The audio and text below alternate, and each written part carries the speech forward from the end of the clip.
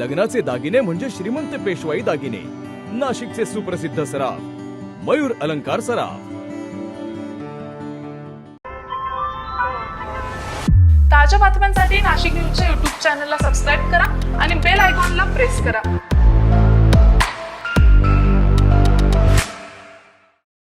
नाशिकच्या देवळाली कॅम्प परिसरामध्ये एक धक्कादायक प्रकार समोर आलेला आहे। अल्पवयीन मुलीला व्हॉट्सअपवरून अश्लील संदेश पाठवण्याची घटना घडलेली आहे।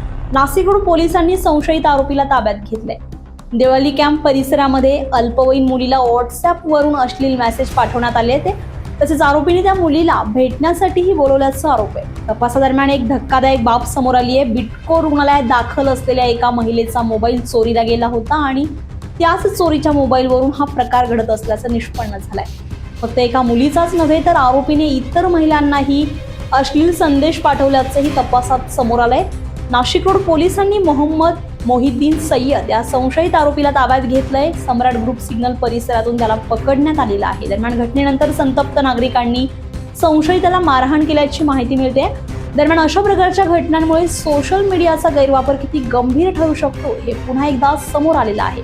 तर या प्रकरणात पुढील तपास पोलीस करत आहेत। संजय परमार, नाशिक न्यूज, नाशिक। ताज्या बातम्यांसाठी नाशिक न्यूजच्या YouTube चॅनलला सबस्क्राईब करा आणि बेल आयकॉनला प्रेस करा।